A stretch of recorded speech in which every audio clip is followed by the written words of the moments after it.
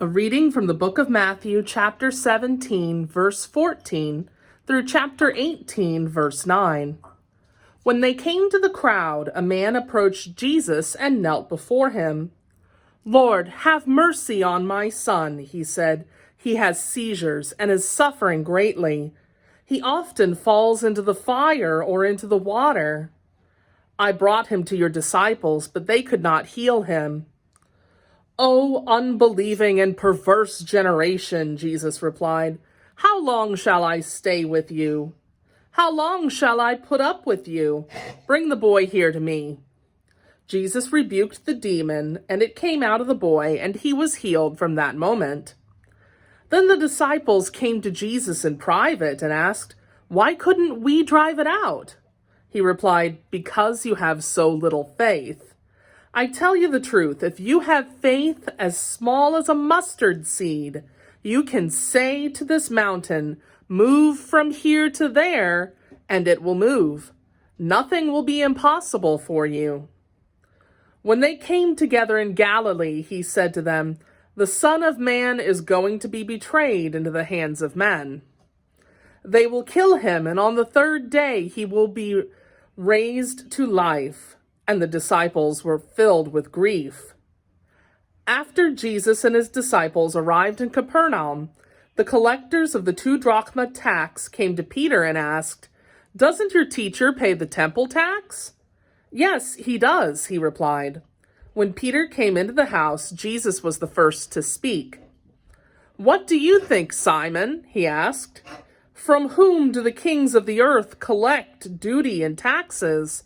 From their own sons or from others?" "From others," Peter answered. "Then the sons are exempt," Jesus said to him. "But so that we may not offend them, go to the lake and throw out your line.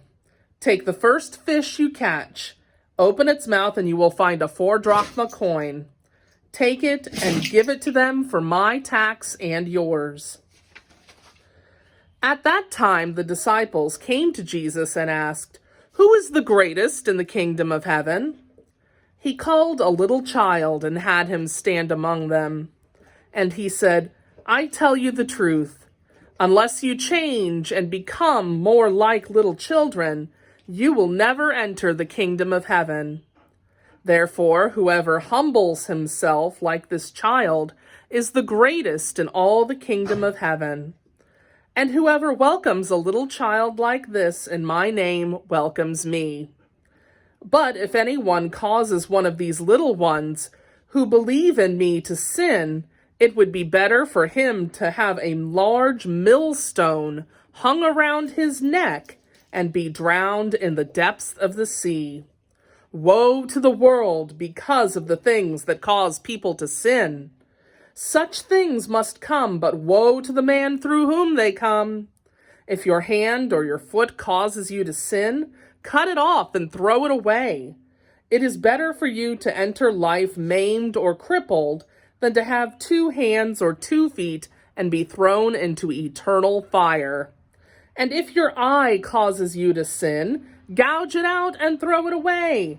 It is better for you to enter life with 1 eye than to have 2 eyes and be thrown into the fires of hell." The word of the Lord.